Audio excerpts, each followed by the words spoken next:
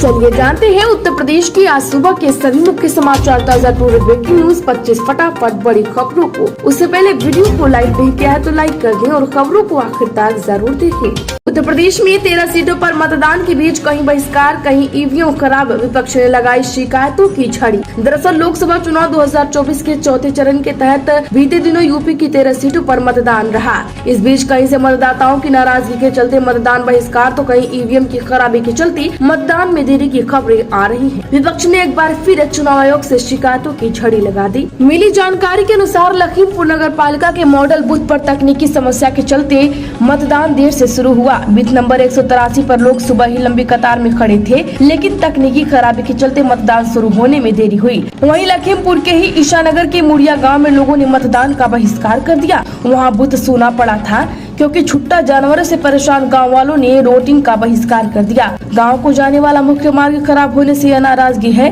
वहीं मोहद्दी के नेवाली गांव में सुबह 9 बजे तक सिर्फ 3 वोट पड़ी थी। रोड खराब होने से मतदाता नाराज है। लखीमपुर के ही गोला में पीठासीन अधिकारी पर आरोप लगा है। वहां लोगों ने हंगामा भी किया। गांधी स्कूल के बूथ पर सपा से जुड़े लोगों ने यह आरोप लगाया।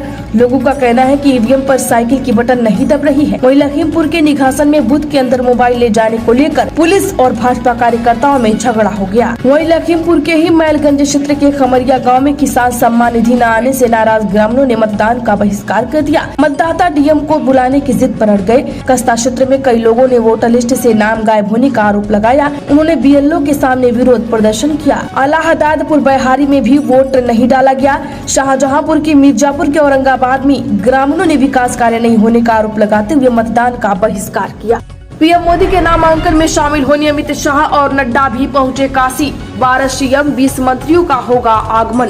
प्रधानमंत्री नरेंद्र मोदी आज अपना नामांकन दाखिल करेंगे। इस दौरान वाराणसी में एनडीए के बड़े नेताओं के साथ ही 12 मुख्यमंत्री 20 से ज्यादा केंद्रीय मंत्री मौजूद रहेंगे। वहीं आज गृह मंत्री अमित शाह और भाजपा प्रदेश अध्यक्ष जेपी नड्डा वाराणसी पहुँचे हैं। इसके अलावा रालोद प्रमुख जयंत चौधरी भी देर रात पहुँचे। सुबह सपा प्रमुख ओपी राजभर पहले से ही वाराणसी में है। सीएम योगी समेत देश के 12 मुख्यमंत्री इस दौरान वाराणसी आ रहे हैं। पीएम मोदी आज दशाश्वमेध घाट पर गंगा पूजन के बाद काल भैरव मंदिर में दर्शन के लिए जाएंगे। इसके बाद वह नामांकन दाखिल करेंगे। लोकतंत्र का गला घुटते अपनी आंखों से देख रहे, नामांकन फॉर्म नहीं जमा होने पर भड़के श्याम रंगीला। वाराणसी में प्रधानमंत्री नरेंद्र मोदी के खिलाफ चुनाव लड़ने और नामांकन फॉर्म जमा करने के लिए लोगों की लाइन लगी रही।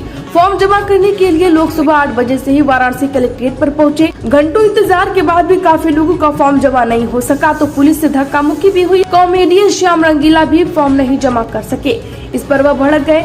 श्याम रंगीला ने कहा कि अंदर जाने ही नहीं दे रहे हैं। लोकतंत्र का गला घुटते अपनी आंखों से आज देख रहे हैं। अभी लोकतंत्र मरा नहीं, अभी तक घुटते देख रहा हूँ। मायावती ने फिर किया यूपी के बंटवारे का वादा। कहा केंद्र में सरकार आई तो अवध बनेगा अलग प्रदेश। बसपा सुप्रीमो मायावती ने लखनऊ में चुनावी सभा को संबोधित करते हुए एक बार फिर उत्तर प्रदेश के बंटवारे की चाल चली है। उन्होंने कहा है कि केंद्र सरकार में आने का मौका मिला तो अवध को नए राज्य का दर्जा मिलेगा। मायावती ने 31 मिनट के भाषण में दलितों, पिछड़ों, मुसलमानों व किसानों के साथ गरीबों को साधने का काम किया। उन्होंने दलित समाज के वोट बैंक को हर स्तर पर भाजपा, कांग्रेस व सपा से सचेत किया। राहुल गांधी ने फिर कसा सूट बूट वाला तंज। नरेंद्र मोदी को बताया 1 लाख का सूट पहनने वाला प्रधानमंत्री। कांग्रेस के पूर्व अध्यक्ष एवं रायबरेली से पार्टी से प्रत्याशी राहुल गांधी ने कहा कि यह गारंटी देते हैं कि 4 जून के बाद मोदी प्रधानमंत्री नहीं रहेंगे। राहुल गांधी ने पीएम मोदी पर वर्षों बाद एक बार फिर सूट बूट की सरकार वाला तंज कसा है। राहुल ने कहा कि नरेंद्र मोदी 1 लाख रुपए का सूट पहनने के लिए प्रधानमंत्री है। नामांकन करने के 10 दिन बाद रायबरेली पहुंचे राहुल गांधी यहीं नहीं रुके। रायबरेली में आयोजित जनसभाओं में राहुल ने मोदी सरकार को जमकर घेरा। उन्होंने कहा कि भाजपा व आरएसएस के लोग हमारे संविधान को नष्ट करने में लगे हैं। राहुल गांधी के पाकिस्तान से क्या संबंध है? कांग्रेस से सीएम योगी का सवाल। सपा पर भी साधा निशाना। मुख्यमंत्री योगी आदित्यनाथ ने भाजपा प्रत्याशियों के लिए धुआंधार प्रचार किया। इस दौरान उन्होंने बाराबंकी, रायबरेली और बांदा लोकसभा सीटों के लिए जनसभाओं को संबोधित किया। मुख्यमंत्री के निशाने पर कांग्रेस और समाजवादी पार्टी रही। मुख्यमंत्री ने कहा कि चौथे चरण के मतदान के साथ ही मोदी लहर अब सुनामी बन चुकी है। वहीं कांग्रेस और सपा पर हमला बोलते हुए मुख्यमंत्री ने कहा कि राहुल गांधी भले ही वोट रायबरेली से मांगते हैं, मगर उन्हें समर्थन पाकिस्तान से मिल रहा है। उत्तर प्रदेश में धनंजय सिंह की बड़ी मुश्किलें, अब लोकायुक्त की जांच के दायरे में आए पूर्व सांसद। जी हां, पूर्व सांसद धनंजय सिंह एक और मुसीबत में फंस गए हैं। जेल में बंद पूर्व मंत्री गायत्री प्रसाद प्रजापति की कंपनी से जमीन खरीदने के आरोपों की जांच लोकायुक्त ने भी शुरू कर दी। प्रवर्तन निदेशालय ने भी इस मामले की जाँच कर रही है। धनंजय सिंह पर एक हफ्ते में दूसरी मुसीबत इसे मान सकती है। तो पिछले ही हफ्ते उनकी पत्नी श्रीकला का टिकट बसपा ने काट दिया था। हालांकि बसपा की तरफ से कहा गया था कि धनंजय सिंह ने किसी डर या दबाव में खुद ही चुनाव नहीं लड़ने की बात कही है। मुद्दों पर बात न करके मेरी दादी और पिता को देशद्रोही कहती हैं प्रधानमंत्री, प्रियंका का मोदी पर निशाना। जी हां, कांग्रेस महासचिव प्रियंका गांधी वाड्रा ने अमेठी क्षेत्र में 3 जनसभाओं को संबोधित किया। उन्होंने कहा कि प्रधानमंत्री मेरी शहीदी दादी और पिता को देशद्रोही बताती है। उनकी नीतियां बड़े बड़े खरबपतियों के लिए है, वे जनता के मुद्दों पर बात नहीं करते। प्रियंका ने अमेठी के शुकुलपुर, हरिपुर और कांग्रेस कार्यकर्ताओं उपस्थित लोगों को संबोधित करते हुए कहा, नरेंद्र मोदी प्रधानमंत्री है, लेकिन इतने बड़े पद पर बैठकर भी वे सिर पर झूठ ही बोलते हैं। उत्तर प्रदेश में रोड शो, काशी विश्वनाथ दर्शन के बाद पीएम मोदी ने लिखी मन की बात। महामना से महादेव तक मोदी भावुक, कार में बुने शब्दों से जताया काशी का आभार। जी हां, प्रधानमंत्री नरेंद्र मोदी ने महामना से महादेव तक ऐतिहासिक रोड शो किया, महामना का अभिनंदन किया, फिर काशी पुण्यतिथि का वंदन किया। रोड शो में जनता से रूबरू हुए, फिर हैट्रिक के लिए श्री काशी विश्वनाथ का आशीर्वाद दिया। काशीवासियों का अपार प्यार देखकर पीएम भावुक भी हो गए। अखिलेश यादव 15 और 18 अप्रैल को आएंगे अयोध्या। सपा प्रत्याशी अवधेश प्रसाद के समर्थन में करेंगे जनसभा। जिला सपा प्रमुख अखिलेश यादव 15 और 18 वर्ष को अयोध्या आ रहे हैं। अखिलेश यादव दोनों दिन इंडिया गठबंधन और सपा प्रत्याशी अवधेश प्रसाद के समर्थन में चुनावी जनसभा को संबोधित करेंगे। यह जानकारी सपा प्रमुख प्रत्याशी अवधेश प्रसाद ने प्रेस कॉन्फ्रेंस कर दी। कांग्रेस की सरकार बनी तो गरीब महिलाओं को हर महीने मिलेंगे 8500 रुपए। रायबरेली में राहुल की बड़ी घोषणा। जी उत्तर प्रदेश के रायबरेली में चुनावी जनसभा को संबोधित करते हुए कांग्रेस ने पूर्व अध्यक्ष राहुल गांधी की बड़ी घोषणा की। राहुल गांधी ने कहा कि केंद्र में कांग्रेस की सरकार बनी तो गरीब महिलाओं के खाते में हर महीने 8500 रुपए दिए जाएंगे। साथ ही बेरोजगार युवाओं को 30 लाख सरकारी नौकरी दी जाएगी। गांधी परिवार के रिश्तों का बयान करते हुए गठबंधन प्रत्याशी राहुल गांधी ने कहा, 4 जून को केंद्र की सत्ता में भारतीय जनता पार्टी की विदाई होने के बाद कांग्रेस देश की अर्थव्यवस्था में सुधार करेगी और घरेलू उद्योगों को चीन से मुकाबला करने में सक्षम बनाएगी। उत्तर प्रदेश के कन्नौज में सपा के गुंडों के सामने पुलिस प्रशासन नतमस्तक। यूपी बीजेपी ने लगाया बूथ कब्जे का आरोप। बता दें कि लोकसभा चुनाव में 3 चरण तक सपा और विपक्षी पार्टियां बीजेपी और पुलिस प्रशासन पर तरह तरह के आरोप लगाते थे। चौथे चरण के चुनाव में भाजपा की तरफ से सपा और पुलिस पर बूथ कैप्चरिंग का आरोप लगाया गया। यूपी बीजेपी ने ट्वीट कर कहा है कि कन्नौज में समाजवादी पार्टी के गुंडों के सामने पुलिस प्रशासन नतमस्तक हो गया है। बीजेपी ने शिकायतें की है कि तमाम बूथ कैप्चर किए जा रहे हैं। कन्नौज में खुद सपा प्रमुख अखिलेश यादव मैदान में उतरे हैं। उत्तर प्रदेश के सोनभद्र में पूर्व मंत्री सहित 8 प्रत्याशियों ने किया नामांकन। रॉबर्ट्सगंज लोकसभा और दुद्धी विधानसभा उपचुनाव को लेकर प्रशासन अलर्ट। जी हां, सोनभद्र में लोकसभा चुनाव नामांकन के 7वें दिन गहमागहमी रही। लोकसभा चुनाव के लिए सपा की ओर से भाजपा के पूर्व सांसद छोटेलाल खरवाल, दुद्धी विधानसभा उपचुनाव के लिए पूर्व मंत्री सहित कुल 8 प्रत्याशियों ने नामांकन दाखिल किया। इसको देखते हुए जहां सुरक्षा के कड़े प्रबंध रहे, वहीं कलेक्ट्रेट विकास भवन आने जाने वाले पर पैनी नजर रख रही। अफजल अंसारी की आज नामांकन तैयारी। दूसरी तरफ हाई कोर्ट में होगी सजा पर सुनवाई। जिला यूपी की गाजीपुर सीट से अफजल अंसारी आज नामांकन करने वाले हैं। इसके साथ ही उन्हें मिली 4 साल की सजा से जुड़े मामले में इलाहाबाद हाई कोर्ट में आज ही सुनवाई होगी। अफजल चुनाव लड़ पाएंगे या नहीं, यह हाई कोर्ट से आज आने वाले फैसले पर निर्भर है। जस्टिस संजय कुमार सिंह की सिंगल बेंच में मामले की सुनवाई होगी। मुख्तार अंसारी के बेटे और भतीजे के बाद अब भतीजे भी चुनावी मैदान में उतरी, क्यों पड़ी जरूरत? दरअसल मुख्तार अंसारी के बेटे और भतीजे के बाद भतीजे भी चुनावी राजनीति के मैदान में उतर गई हैं। मुख्तार अंसारी के बड़े भाई अफजल अंसारी की बेटी नुसरत अंसारी ने गाजीपुर लोकसभा सीट से पर्चा दाखिल कर दिया है। इससे पहले मुख्तार अंसारी का बेटा अब्बास अंसारी और भतीजा शोएब अंसारी पिछले विधानसभा चुनाव में उतरे और दोनों विधायक बने।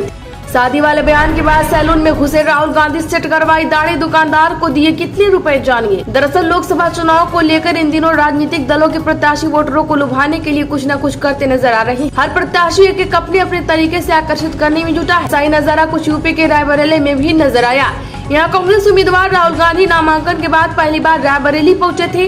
राहुल गांधी ने रायबरेली में कई जनसभाएं की। चुनाव प्रचार से जब भी फ्री हुए तो राहुल गांधी रायबरेली की एक सैलून में पहुंच गए, जहां उन्होंने अपनी दाढ़ी को सेट कराया। सैलून में राहुल गांधी का दाढ़ी सेट करते हुए फोटो भी सोशल मीडिया पर वायरल हो रहा है। लोकसभा चुनाव और प्रिया पटेल, अफजाल अंसारी और रमेश बिंद आज करेंगे नामांकन। जी हां, 7वें चरण में 1 जून से होने वाले मतदान के लिए नामांकन प्रक्रिया अब 2 दिन शेष है। अनुप्रिया पटेल, अफजाल अंसारी, रमेश बिंद और छोटे लाल खरबार अपने अपने पर्चे दाखिल करेंगे। मिर्जापुर में अपना दल से केंद्रीय मंत्री अनुप्रिया पटेल दोपहर नामांकन करने कलेक्ट्रेट पहुँचेंगी। लोकसभा चुनाव में मायावती आज लखनऊ में करेंगे चुनावी सभा। सीट पर बसपा को कभी नहीं मिली जीत। जी हां, बसपा सुप्रीमो मायावती लखनऊ में चुनावी सभा को संबोधित करेंगी। आकाश आनंद को 28 अप्रैल से लखनऊ में चुनावी सभा करनी थी, लेकिन सीतापुर में सभा के दौरान एफआईआर होने के बाद उनका कार्यक्रम रद्द कर दिया गया। उत्तर प्रदेश के 3 करोड़ से ज्यादा बिजली उपभोक्ताओं के लिए खुशखबरी, जमा सिक्योरिटी पर मिलेगा 303 करोड़ का ब्याज। जी हां, यूपी पावर कॉर्पोरेशन ने प्रदेश की 3.30 करोड़ विद्युत उपभोक्ताओं के लिए अच्छी खबर जारी की है। उपभोक्ताओं को उनकी जमा सिक्योरिटी राशि पर वर्ष 2023 और 24 के लिए 6.75% की दर से ब्याज मिलेगा। ब्याज की धनराशि उपभोक्ताओं के बिजली बिल में समायोजित की जाएगी। मई और जून के बिल में उपभोक्ताओं को ब्याज की धनराशि पर कम कर बिजली बिल कंपनियां जारी करेंगी। पीएम मोदी समेत 28 के खिलाफ याचिका दाखिल। कोरोना वैक्सीन के साइड इफेक्ट का मामला, वाराणसी के एमपी एमएलए कोर्ट 23 मई को करेगा सुनवाई। दरअसल वाराणसी में पीएम नरेंद्र मोदी के खिलाफ एमपी एमएलए कोर्ट में याचिका दाखिल की गई है। इसमें serum institute of India private limited पर भी आरोप लगाए गए हैं। मामला मानव संरक्षण अधिनियम 1993 के तहत कोर्ट के सामने पेश किया गया। याचिका अधिवक्ता विकास सिंह ने दाखिल की है। संजय निषाद 14 मई को अयोध्या के बीकापुर आएंगे, जनसभा को संबोधित करेंगे। भाजपा पदाधिकारी को सौंपी गई जिम्मेदारी। जी हां, निषाद पार्टी के राष्ट्रीय अध्यक्ष संजय निषाद अयोध्या के बीकापुर आएंगे। यहां 2 बजे जनसभा को संबोधित करेंगे। इस संबंध में भाजपा नेताओं ने बिंदुवार तैयारियों की समीक्षा की है। मीडिया प्रभारी दिवाकर सिंह ने जानकारी दी कि प्रदेश सरकार के कैबिनेट मंत्री संजय निषाद 14 मई को जनसभा को संबोधित करेंगे। माधवी लता ने मुस्लिम वोटर का बुर्का हटाया, वोटर आईडी लेकर मिलाया चेहरा, एफआईआर दर्ज। ओवैसी के खिलाफ चुनाव लड़ रही है। दरअसल हैदराबाद से आईएम चीफ असदुद्दीन ओवैसी के खिलाफ चुनाव लड़ रही भाजपा कैंडिडेट माधवी लता विवादों में घिर गई हैं।